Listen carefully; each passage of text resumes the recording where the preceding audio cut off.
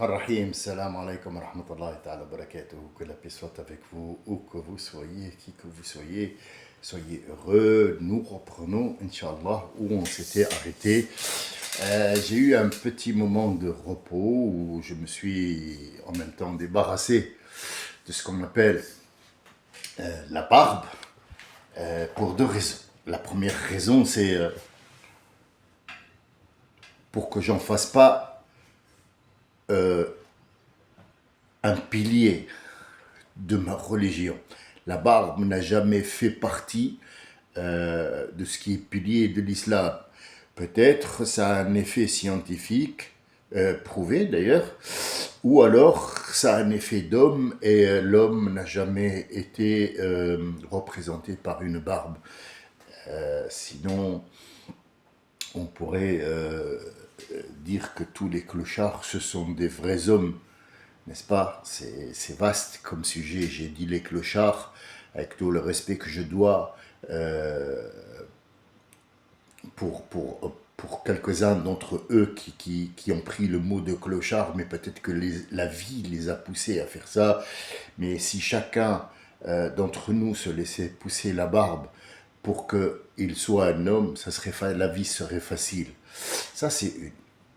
Après, je ne pense pas que la barbe fasse quelque chose ou change quelque chose à la vie du moment que c'est le cerveau qui travaille. Donc, on va reprendre, si vous voulez, faire une petite récapitulation de ce qu'on a dit pour que les abonnés soient, si vous voulez, dans le bain. Il y a eu ce qu'on appelle l'Aïd, il y a eu cette séparation, il y a eu le Chitan qui est revenu, qui a mis la zizanie. Vous savez combien j'ai eu de trucs d'insultes, j'en ai eu au moins 65. Eh oui, la fête de l'Aïd, enfin le jour de l'Aïd, j'ai été comblé par ces cadeaux venant, ce qui fait mal, venant de gens qui portent des noms nord-africains et qui portent la foi. Donc il y en a qui m'ont dit que j'étais irrespectueux, il y en a dit que j'étais un menteur, il y en a eu qui m'ont dit ferme ta gueule carrément. Il y en a qui ne sont pas d'accord et qu'ils trouvent que ce que je rapporte moi, ça n'a aucun rapport avec l'islam. Donc tout ça, c'est à prendre en compte parce que 660, sachez qu'il y a dans les 8 milliards ou le 1,5 milliard de musulmans, il y en a 1 milliard qui pensent comme eux puisqu'ils sont formatés pour ça. Formatés. Alors pour répondre à quelques-uns, disons que je vais prendre celui qui m'a dit « va jouer avec les Pokémon et arrête de mentir aux gens. » Il s'appelle Sofiane. Alors, je ne sais pas s'il s'appelle Sofiane parce qu'il ne sait même pas ce que ça veut dire son nom. Et je ne vais pas lui faire plaisir pour lui annoncer la signification de son nom qui n'a strictement rien à voir avec sa grande gueule ouverte, puisque c'est un petit trou du cul. Mentir, je ne sais pas. Mais peut-être que ton président te ment. Enfin, ton président, si tu es français, toutefois. Même celui de l'Algérie, il te ment. Tes hommes politiques te mentent. Le vendeur te ment. L'URSSAF te ment. Les impôts te mentent. Ton père, ton propre père t'a menti. Et ta mère t'a menti. Eh oui, elle t'a dit que tu étais né dans des conditions bien. Moi, je pense que non, parce qu'en fait, c'est une autre histoire. Je ne voudrais pas être vulgaire par rapport aux gens qui m'écoutent, je les respecte, mais toi, je ne te respecte pas. Et deuxièmement, Pokémon, du moment que tu as dit Pokémon, je vois un petit peu je vois un petit peu le style que tu es. Je t'ai mis dans le carré des jouets avec les enfants, donc va jouer ailleurs. Et il y en a un autre qui a dit, ici, c'est un endroit respectueux, il n'y a pas de place pour toi ici. Alors la réponse, elle est simple. Je voudrais savoir, ici, c'est où? Si tu as écrit une phrase, c'est que tu es capable de faire des mots. Et si tu écris des mots, c'est que ces mots ont un sens. Qu'ils soient vulgaires ou pas, il y a un sens dans le mot. Donc le sens du mot « ici », c'est quoi? Bien sûr, tu n'as pas de réponse parce que tu es con. Donc ici, c'est ma chaîne. Ici, c'est mon territoire. Virtuel, oui, on parle toujours virtuel, on est dans le virtuel. On est dans l'informatique. Il n'y a pas de place dans l'informatique. Il y a des serveurs. Il y a des serveurs qui hébergent d'autres serveurs et il y a des serveurs qui hébergent des chaînes comme la mienne. Donc là, tu es sur mon territoire. Alors, il n'y a pas de place, je pense, pour toi, mais pas pour moi, puisque c'est ma chaîne. Donc si tu n'es pas content, tu sors de mon territoire et tu vas pisser ailleurs. Peut-être que tu as un pipi dans la tête, il te fait des trucs, tu vas aux toilettes faire pipi, tu vas voir, tu vas te sentir bien. Ces gens-là, je les mets de côté, je voulais juste vous dire comment ça s'est passé pour l'Aïd, sachant que j'allais quelque part me reposer, mais le repos, je pense qu'il n'est pas dans ce monde-là, le repos, il est de l'autre côté, nous allons subir tout ça. Je vais commencer par vous raconter une histoire vraie qui est arrivée à Khalid ibn al-Walid, et je pense que la plupart d'entre vous connaissent Khalid ibn al-Walid. Il a la même taille que Omar ibn Khattab, ça veut dire 1,95 m, un homme rapide, agile, fort, que l'épée ne tombe pas de sa main, et que c'est un technicien hors pair niveau guerre et tactique. Il est reconnu pour avoir eu le nom, et c'est Allah qui l'a nommé et son prophète. Il s'appelle l'épée à double tranchant d'Allah. Pour juste ce titre, je voulais vous dire qui était ce personnage. Il n'a jamais perdu de sa vie aucune guerre sauf une. La guerre qu'il a perdue, ce n'est pas une guerre sur le champ de bataille, c'est une guerre avec soi-même. Puisque quand Khalid ibn al-Walid, celui qui a ouvert la Perse, celui qui a ouvert la Rome, celui qui a détruit les Mongols, les Tatars et les ennemis, et qui est allé vers la Chine, qui a été rappelé parce qu'il commençait à être idolâtré par les soldats, est revenu et il est mort sur son lit. Comme il dit lui-même, je meurs sur mon lit, comme meurt un chameau sur son nid de paille. Ce n'était pas ça l'accord que j'ai passé. Il n'y a pas dans mon corps un seul centimètre où il n'y a pas un coup d'épée ou une flèche qui a été plantée. Et là, dans la fin de ma vie, je meurs comme un chameau sur mon lit. Et il est mort avec ces mots, avec les larmes qui tombaient des yeux. Son héritage était une épée et surtout le poil de cheveux, le cheveu de notre prophète qu'il mettait toujours dans sa amama parce qu'il lui portait chance et bonheur. Sachez que ces cheveux-là ont été dispersés, ils ont été donné par le prophète le jour, la première fois qu'il est allé à la Mecque. Il s'est rasé la tête et il a donné tout ça un petit peu à tout le monde. Il leur a dit, ça c'est une baraka de ma part, quand je serai plus là parmi vous, ça vous apportera un bonheur puisqu'il y a mon ADN, il y a mon odeur et il y a surtout moi dans ce cheveu-là. Donc le seul pays où on est sûr qu'il y a encore un cheveu du prophète que tout le monde peut admirer et voir, c'est la Turquie. La Turquie qui a fait des bons extraordinaires, pas grâce à ce cheveu, mais une baraka est apportée sur ce territoire qui fait trembler quelques pays qui se considèrent comme étant forts. Ils tremblent quand même parce que le cheveu du prophète est là-bas. Malheureusement, ce n'est pas le cas pour l'Arabie Saoudite. Pour l'autre personne qui a dit « tu arrêtes d'insulter l'Arabie Saoudite, je t'emmerde, toi, ta mère et l'Arabie Saoudite en même temps, parce que tous les trois, vous êtes dans le même lot. » Passons à autre chose, parce que si je me lâche, on ne va pas en finir. Nous avons vu les noms de Dieu, Azza wa Jal. Et nous avons eu une question qui est très importante. Je vous en avais fait part, une jeune fille que je respecte énormément, qui m'a posé une question sur le fait que, est-ce que les gens qui font du mal sur la terre, est-ce qu'ils ont le choix de ne pas la faire ou pas? Et est-ce que c'est convenu qu'ils fassent ça ou pas? Et on a eu un début de réponse quelque part. Maintenant, ce n'est pas vraiment le sujet. Pourquoi? Parce que cette question-là, elle mérite d'être décortiquée, mais au moindre millimètre, parce que c'est une question qui est fondamentale. Je ne pense pas qu'une reprise comme ça, après des journées de repos, puisse être le moment idéal pour répondre à cette question qui, un jour ou l'autre, qui sera d'ailleurs dans pas longtemps, sera fait. Le sujet aujourd'hui sur lequel je veux me baser, ce sont des trucs simples de la vie qui nous pourrissent la vie.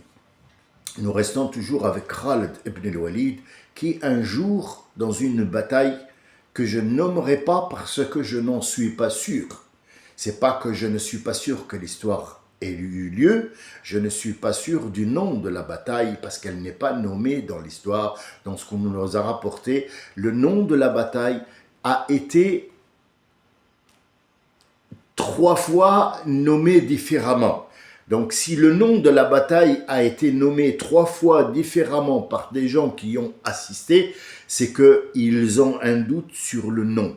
Mais l'histoire, elle est là et ça pourrait nous apporter un éclaircissement. Khalid ibn al-Walid n'a jamais perdu aucune guerre. Tous les soldats le savent. Pourquoi Omar ibn al-Khattab l'a enlevé et il lui a dit « Tu es limogé ». C'est pas parce qu'il a fait une faute, il a commis aucune faute. Et le Rasoul, il a dit Ashaddukum fil jahiliya, ashaddukum fil islam. Celui qui avait quelque chose avant dans le jahiliya, quand il est rentré dans l'islam, il la garde et elle s'amplifie. Ça veut dire que c'était une bête de tactique de guerre. Et quand il est rentré dans l'islam, il a mis tout son savoir à la disposition du prophète pour faire ces ouvertures islamiques qui aujourd'hui on est fiers de nous appeler arabes, mais on a été juste arabisés par ces ouvertures. Il s'est levé tôt parce que la bataille commence tôt. Quand on se lève tôt, c'est avant la prière. Et quand il a vu, il a révisé ses troupes. Il a révisé l'étude, il y en avait 2 qui manquaient à l'appel, il était encore presque, comme dirait-on, par exemple, et le pur des hasards, c'est un exemple, 3 heures du matin, avant 2 heures de la prière et le commencement de la bataille, quand l'aube fera apparition. Il y en avait 2 qui étaient en train de traîner pour se lever. Des soldats qui étaient fatigués et ils traînaient pour se lever et il leur a dit c'est à cause de vous 2 si on perd la guerre ce matin, c'est à cause de vous 2 parce que j'ai besoin de toute l'énergie pour en faire une seule corde et il y a 2 ficelles qui sortent de cette corde et c'est vous 2 et si jamais la corde rompt, ce sera vous 2 les responsables. Vous voyez comment un chef de guerre fonctionne et comment nous on fonctionne. Je vais vous raconter un petit peu ce qui se passe autour de nous. Le garçon naît en France, en Allemagne, Espagne, dans les pays de l'Europe, dans les pays de l'Est. Il y en a même qui sont en Amérique, il y en a même qui sont en Australie, des Nord-Africains ou des Arabes qui sont allés. Très peu d'Arabes d'Arabie sont allés là-bas, mais disons qu'avec les guerres, ils ont migré pour aller dans d'autres pays s'implanter. Le but de s'implanter dans d'autres pays, c'est d'apporter ce message qui est l'islam et d'avoir un comportement. Le problème, c'est que ce papa-là et cette maman sont les responsables de ce que le fruit de leur entraille est devenu. Nous avons et nous assistons à des jeunes qui sont 24 heures sur 24 sous l'emprise de méthamphétamine ou de shit ou de quelque chose qui perd la tête ou d'alcool. Donc les pires, ce n'est pas ceux qui boivent de l'alcool parce que l'alcool va les brûler de toute façon. Quoi qu'il arrive, il sera vite neutralisé. La peur, c'est ceux qui vont pour détruire ce qu'on appelle l'appareil reproductif et surtout la tête. Et il est marié avec une femme qui partage avec lui ce joint. Permettez-moi de le nommer comme ça. Et ils vont prendre ces drogues et ils ont des enfants qu'ils ont mis au monde juste pour toucher de l'argent. Vous voyez dans quel monde on est. Est-ce que ces gens-là, tu peux leur apprendre l'islam, sachant qu'il n'a ni niveau, ni respect, ni existence? C'est là toute la question. Toute la question est là. Qu'ont fait les Juifs? Qu'ont fait les gens qui nous préparent depuis longtemps à être des esclaves? Ils ont attaqué nos enfants. Ils ont attaqué nos enfants. Ils ne les ont pas tués. Parce que tuer, c'est facile. Les autres en feront d'autres. Mais ils vont les occuper à cela pour les mettre en perdition complète dans une société qui est dans le chaos et qui a la tête sous l'eau. Elle ne se redressera plus jamais. Parce que ces gens-là, même s'ils disent la ilaha illallah, ils ne savent même pas d'abord ce que ça veut dire, mais il ne saura pas l'ampleur des gestes qu'il fait et les enfants qu'il va engendrer qui seront comme lui, puisque l'enfant ne prendra que le relais sur son père. Peu importe ce que tu feras, il retournera toujours sur les traces de son père et il fera la même chose. Et ça, depuis Valéry Giscard d'Estaing et depuis De Gaulle et depuis Mendès France, qui a insisté pour que la Tunisie et l'Algérie puissent avoir leur indépendance, et il a été écarté, rappelez-vous de ce nom, Pierre Mendès France, qui a été écarté complètement de la politique française pour sa tenue et pour son, si vous voulez, son implication dans ce qu'on appelle, nous, l'indépendance physique seulement, et non pas économique, ni mentale, ni éducative. Donc, jusqu'à aujourd'hui, nous sommes colonisés par ces gens-là, mentalement, financièrement et surtout, territorialement. Sur le territorial. Donc, excusez-moi pour ce cafouillage, on va y arriver. Ce que je veux dire, c'est que on nous a séparés. Le Tunisien insulte l'Algérien, l'Algérien insulte le Maroc insulte l'Algérien et le Tunisien insulte l'Algérien et le Marocain, le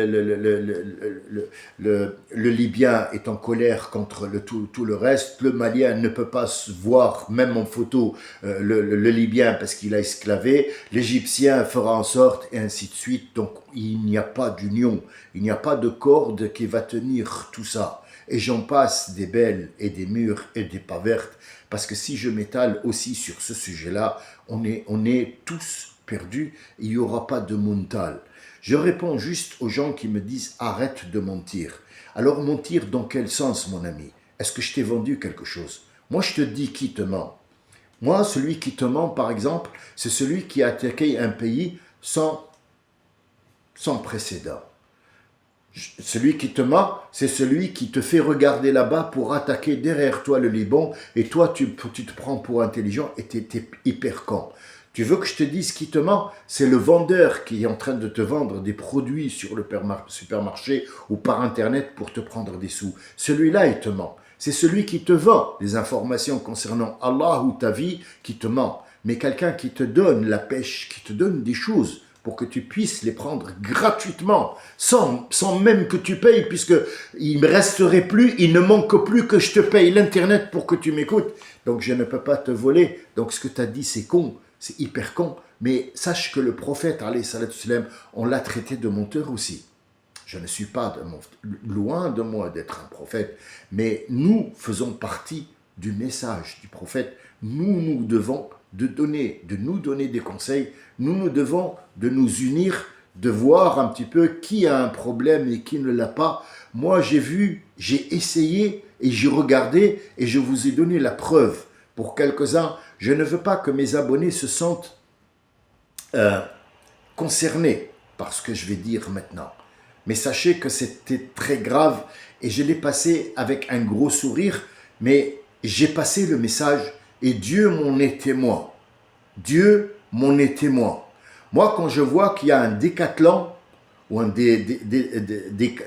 débathlon, ou je ne sais pas comment ça s'appelle, bon, je le sais, je fais comme d'habitude, je fais l'idiot, mais à la télé, ils ouvrent une cagnotte. Pour un anniversaire, ils ouvrent une cagnotte. Pour acheter, faire un pot de départ où il y a de l'alcool, ils ouvrent une cagnotte. Pour acheter un cadeau, pour l'offrir à quelqu'un, ils ouvrent une cagnotte. Et ces cagnottes, ils le vont avec plusieurs zéros derrière. Plusieurs zéros derrière.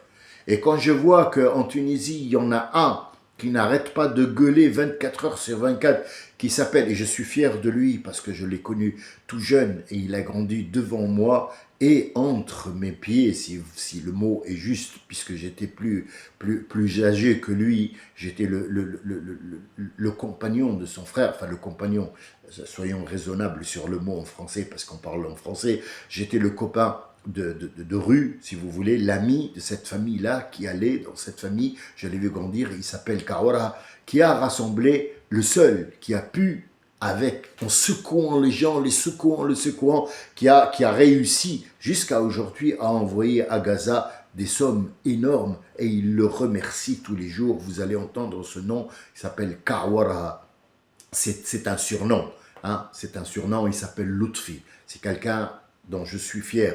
Et donc, c'est le seul qui a réussi à faire ça. Mais disons que, mis à part, on ne va pas parler de politique, parce que l'Iran, le Koweït, ça ne m'intéresse pas du tout. Je maintiens ce que j'ai dit sur l'Arabie Saoudite.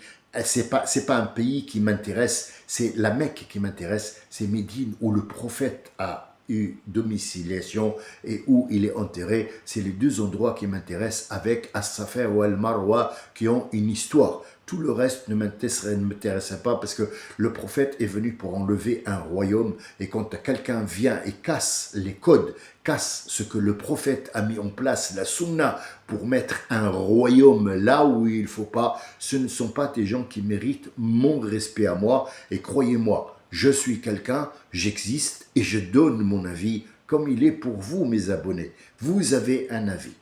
Deuxièmement, je voulais revenir sur puisque dans ces moments où j'ai pas enregistré, j'ai eu des appels parmi vous, des abonnés qui sont fidèles dans le privé et avec qui j'ai discuté énormément. Donc en fait, on a échangé, et ce que j'ai vu, c'est que il manque de quelque chose d'essentiel. Il manque de quelque chose d'essentiel. C'est le sujet d'aujourd'hui. Allah, il a dit dans un verset coranique, il a dit « La taqulu amanna ».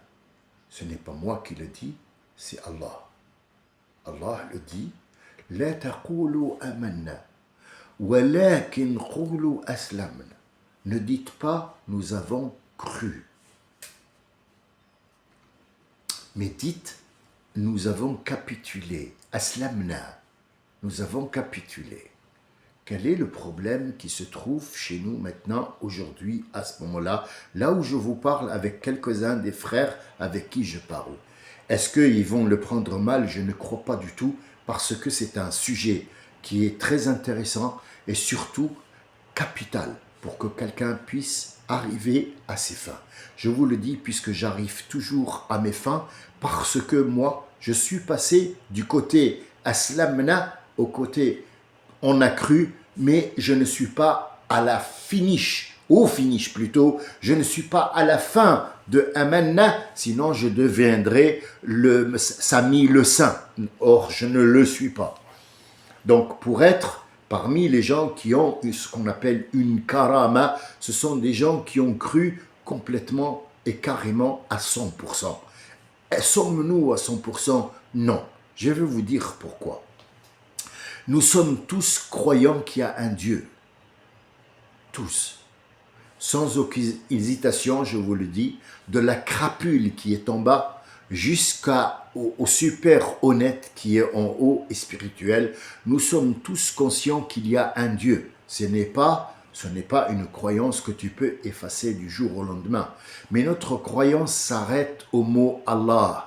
Nous connaissons et nous représentons et nous savons qu'il y a une divinité, qu'il n'y a qu'une seule divinité qui s'appelle Allah. Allah. Mais nous ne croyons pas à ses attributs. Quand on dit Allah yurzaq, la première des réponses qu'il va te donner, oui, mais il faut bouger, mais c'est Allah qui te fait bouger. S'il te donne un rizq, c'est qu'il va t'envoyer quelque part où le prendre. Un rizq ne viendra pas chez toi à la maison, malgré qu'il peut venir à la maison, ce sont des cas à part. Mais rizq, c'est à toi d'aller le chercher. Prenons un exemple. Moi, je suis décorateur. Et à un certain moment, je vais sur le chantier. Et d'un chantier, Il y a quelqu'un qui vient sur le chantier, qui va me dire, votre travail me plaît, je voudrais que vous me fassiez un devis chez moi, dans mon appartement ou dans ma maison. Donc je me déplace à sa maison et les causes viennent à toi. Ce n'est pas toi qui fais les causes, ce sont les causes qui viennent à toi. Et c'est évoqué dans le Coran à plusieurs reprises. Wa ataynahu min kulli shay, il parle de Belqis et il parle de Suleyman. Suleyman qui commande le djinn, qui commande le vent, et Belqis qui est la reine qui a tout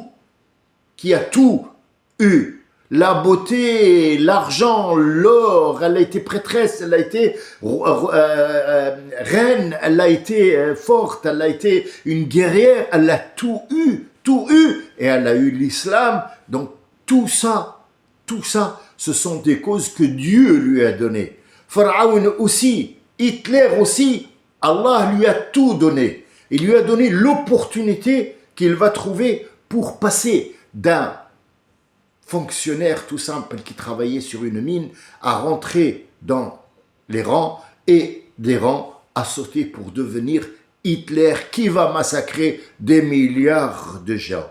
Vous voyez, les causes, c'est pas vous qui les faites, les causes, ils viennent à vous parce que vous n'avez que le vouloir.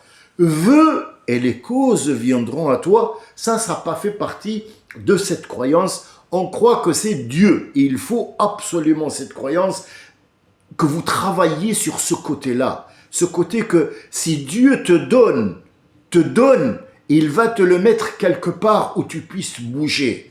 Pourquoi ? Est-ce que Dieu ne peut pas te l'apporter, par exemple, chez toi, quelqu'un qui va l'apporter chez toi ? Et alors, si tu restes assis sur une chaise, scientifiquement prouvé, tu vas devenir un sédentaire.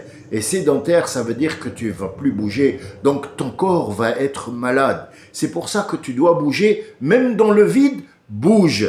Mais les causes, ce n'est pas toi qui les fais. Il parle même de Dhul Qarnayn dans la sourate de Al-Kahf. Il dit « Wa ataynahu min kulli shay'in sababa » Nous lui avons ouvert toutes les portes et chaque porte, devant chaque porte où il va choisir de passer, on lui a fait une cause pour qu'il puisse y aller. Les causes, qu'est-ce que les causes ? Des chevaux, moyens de transport, des armes, une raison. Il s'est fait une raison. La raison elle-même est une cause pour que tu puisses bouger.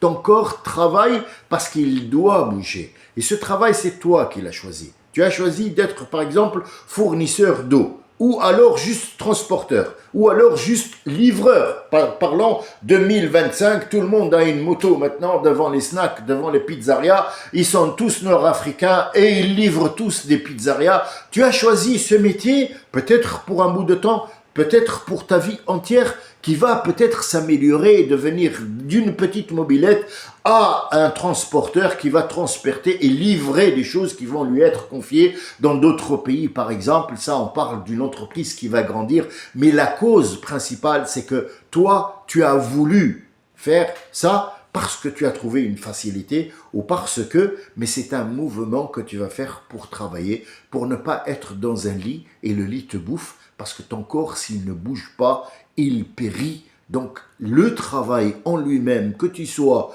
voyagiste ou que tu sois éboueur, que tu sois pilote de ligne, il y a un mouvement que tu vas faire, donc ton corps va bouger. C'est pas parce que tu as bougé que tu vas avoir de l'argent, mais il faut une certaine raison. Chez nous, on dit pourquoi il est mort, et il faut absolument que la personne qui est en face de toi te donne une cause. Or, la cause, c'est que sa vie est finie. Et ce mot, cette phrase, sa vie est finie, l'être humain ne l'accepte pas parce qu'il est concerné. Quand on voit, par exemple, un oiseau, on dit sa vie est finie, la cause n'est pas acceptée. Et je vous raconte ça parce que je viens de la vivre de vivre cette petite parenthèse, je l'ouvre, qui m'a pas affecté parce que j'ai peut-être des sentiments, mais je ne pense pas avec les sentiments comme une femme. Mon épouse et moi, nous avons perdu un oiseau et dans des conditions qui sont terribles pour une certaine catégorie de gens. Par exemple, les femmes, et notamment, je pense à Fatiha qui va peut-être être touchée par cette histoire. Nous avions, alors moi, je suis 24 heures sur 24 en train de bouger, mais dans ma vie générale, j'ai la responsabilité d'avoir ces oiseaux que je n'ai pas demandé personnellement. Ils sont venus à moi parce que les gens les ont jetés, donc je les ai récupérés. Et il y a eu ce petit lien. Mes oiseaux passent avant tout parce que c'est une responsabilité. C'est pas un amour. J'aime les regarder, je discute avec eux, ça me fait rire. Je les prends en considération. Et un des oiseaux, malheureusement, c'est de ma faute à moi. Je leur mets des jouets pour qu'ils puissent jouer dans cette cage qui est assez grande. Et je nettoie cette cage tous les jours. Et parfois, quand il fait froid, dans la nuit, dans l'hiver, ils rentrent dormir chez moi à l'intérieur de la maison. Je ne les laisse pas dehors. Parce que je me dis, c'est un petit oiseau qui n'est pas libre, parce que s'il était libre, il saurait où aller se cacher de ce froid. Il a été créé pour. Mais comme il a été enfermé, je deviens le responsable. Et Yawm al-Qiyamah, Allah il va me dire, pourquoi tu l'as mis dans une cage, sachant que moi je l'ai créé pour qu'il soit dans le froid, dans le chaud, en Australie, je ne sais pas où. Donc en fait, pour ne pas répondre à des questions comme ça, et ne pas, je dois m'en occuper, je dois leur donner tout ce qu'il y a de meilleur qu'ils trouvent. Je regarde ce qu'ils mangent, comment ils le vendent, la température, tout ça, ainsi de suite. Donc c'est un travail monstre que je dois faire.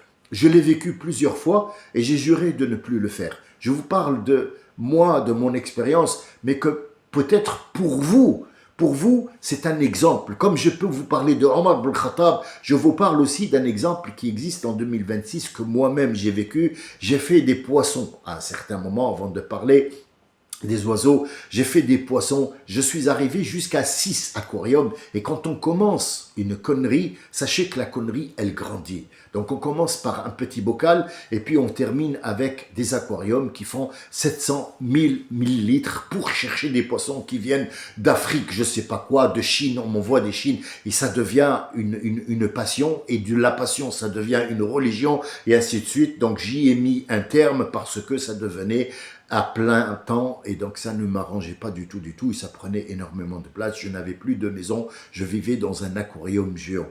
Donc j'ai eu aussi un chat qui m'a fait des jetons, des petits chats et encore une fois des petits chats et encore des petits chats et ça faisait que je n'étais pas dans le mouvement de la chaîne alimentaire, j'étais en train de faire quelque chose qui était contraire à cette chaîne alimentaire. Il faut savoir qu'un chat, il faut l'emmener chez un vétérinaire, il faut qu'il ait un passeport, il faut qu'il y ait un vaccin, il faut qu'on arrête après la première portée, il faut le castrer. Et tout ça, en fait, est-ce que c'est une bonne idée? Est-ce que c'est pas une bonne idée? Moi, je sais que le chat, le chien, en Europe, en général, c'est un commerce qui rapporte plus que le cosmétique, sachez-le. Mais pour mon oiseau, pour revenir, je voulais aller un petit peu vous raconter autre chose pour que vous ne soyez pas choqués. J'avais mis des jouets et parmi ces jouets, il y avait un fil. Et donc moi, j'ai eu une petite seconde d'inattention. La cage était devant moi, j'étais en train de faire mes dessins sur l'ordinateur. Et donc j'ai vu l'oiseau qui se débattait et je croyais qu'il se querellait comme d'habitude. Donc j'ai fait chut, comme ça sans faire attention et il s'était pris le fil à la gorge et il est mort pendu pendant une demi-heure. Il n'arrêtait pas de chouiner, m'appeler au secours et je n'ai pas fait attention. Donc j'ai été un petit peu affecté, mais je me suis dit la cause c'est moi, c'est ne plus à refaire. Et cet oiseau, c'est sa fin. Sa fin était comme ça pour quelque chose. Il m'apporte un signe, quelque part. Il m'apporte une histoire à vous apporter à vous. Il va, par sa mort, vous apporter quelque chose à vous. Je ne sais pas qu'est-ce que vous allez faire de cette histoire. Peut-être qu'elle va vous marquer, peut-être que vous allez faire attention. Mais cet oiseau a contribué plus ou moins de manière indirecte à apporter une histoire à quelqu'un qui va s'en servir. Regardez la grandeur d'Allah Azzawajal. Et l'autre qui me dit arrête de mentir, j'ai envie de lui cracher dans la gueule, mais j'ai pas le temps, je suis en deuil pour un oiseau. Ma femme a été plus affectée, donc elle a pleuré énormément dans cet Aïd, ça ne lui a pas plu, le mot, sa fin était là, il fallait qu'on trouve une phrase qui la fasse réagir. On va changer sa tristesse en colère contre moi, qui va bien sûr s'atténuer, parce que la tristesse, ça tue, mais la colère, ça peut s'atténuer. Je vais vous donner une petite idée là-dessus. Par exemple, Moïse, quand il est descendu de la montagne avec les 70 personnes, en apportant ce qu'on appelle les ardoises. Ce ne sont pas des ardoises, ce sont les cris, ce sont les Torahs qui étaient venus gravés dans une pierre directement. Il les a jetés malgré qu'ils étaient sacrés. On ne jette pas la Torah par terre, mais tellement il était énervé contre son clan qui avait fabriqué un veau en or, il n'était pas content pour deux raisons. D'abord, l'or, d'où sort cet or? Donc il s'est rendu compte que avant de partir de chez Pharaon, ils ont volé l'or et c'est pour ça que Pharaon les a suivis dans le Nil. C'est pas pour les tuer parce que il voulait être le roi. Non, ils lui ont volé tout l'or et ça, ils vous le diront pas, mais le Coran vous le dit. Le Coran vous le dit. Ils ont fabriqué avec cet or un taureau et le reste de l'or, il était caché sous ses vêtements. Je vous parle de Bani Israël et on n'a pas encore commencé. Je pense que avec ces histoires-là, vous avez quelques informations qui ne sont pas anodines, mais qu'il faut prendre en compte. Donc, il a ramassé après avoir été énervé, il a ramassé après. Quand la colère est partie de chez Moïse, il a ramassé la Torah et il a essayé de remettre dans l'ordre. Et il a jeté ce veau et il l'a détruit et il l'a jeté dans le Nil. Il existe jusqu'à aujourd'hui, tout le monde le cherche, mais je pense qu'il a été désintégré depuis longtemps, puisque c'est le mot qu'il a dit, on va le désintégrer dans le Nil. C'est le mot que vous allez trouver dans Surat Taha. Lisez le mot, vous allez voir, peut-être que la traduction ne sera pas pareille. Malheureusement, je ne peux rien, je fais ce que je peux. Comme dirait l'autre, je mens comme je peux. Hein, le trou du cul qui s'appelle Sofiane. Et remarquez qu'aujourd'hui, j'ai été très respectueux parce que j'avais créé, franchement, au moins 75 textes à partir de sa mère, là. Bon, on va enlever les textes, c'est pas grave, parce qu'ils ne méritent pas, c'est une merde. Excusez-moi pour le mot, mais c'est une merde. Et donc, à partir de là, nous allons reprendre cette croyance. Comment croire en ces noms qu'on a vus tout le long du Ramadan? Est-ce qu'on les a vus pour faire joli? Non, il faut y croire à ces attributs qui font en sorte que chaque attribut t'attribue. Il s'appelle attribut. Il va t'attribuer quelque chose. Donc on va l'utiliser et on va y croire surtout parce que la phrase clé dans le Coran, elle se trouve après le Ramadan, après l'histoire du jeûne. Il dit « Wa idha sa'alaka ibadi anni » si mes créatures te posent des questions sur moi. Est-ce que c'est une traduction, ça? Pas du tout. Les gens posent des questions sur Allah, ça ne veut rien dire du tout. C'est un autre sens. Si les gens viennent demander quelque chose, s'adresser à moi, venir, dis-leur où je suis et dis-leur que je suis plus près qu'ils ne l'imaginent. Ça veut dire que nous sommes dans le savoir d'Allah. Nous ne sommes pas dans un endroit et on va traverser des vagues et des océans pour aller voir Dieu. Non, nous sommes en lui. En lui, ça veut dire son savoir. Donc nous sommes plus près que l'on imagine.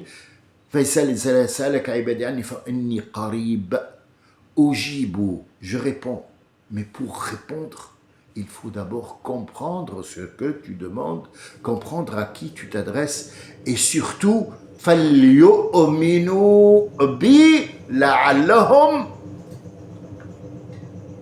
faut qu'ils croivent. Dire à quelqu'un, j'ai voté pour toi, monsieur le président, et je crois en vous. Alors le président vous dit, et est-ce que vous croyez en moi? Bien sûr, monsieur le président, c'est pour ça que j'ai voté pour vous. Mais la question qui doit se poser, est-ce que tu crois en mon programme? Tu crois en moi.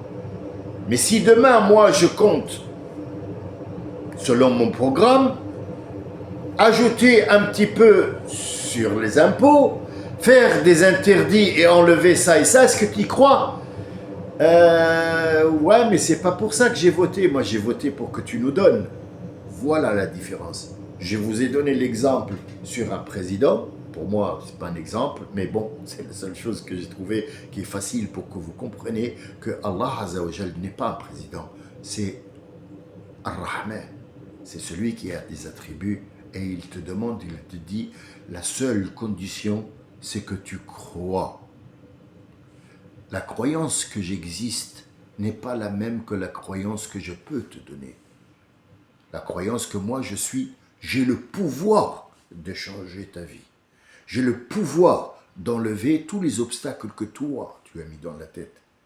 J'ai le pouvoir de te changer, de t'enlever toi et ton monde pour te donner un autre monde que tu as demandé et que tu as surtout voulu. Et si tu veux, c'est là que tu peux, c'est ce que je vous donne, c'est gratuit. Alors, me dire que j'ai menti, je ne sais pas sur quoi, me dire que c'est un lieu respectueux, je pense que je t'ai respecté énormément. Par contre, Sofiane reste un trou du cul, ça c'est sûr et certain, je vous le dis tout de suite, je l'ai vu parce qu'il est rond. Je vous remercie de votre écoute.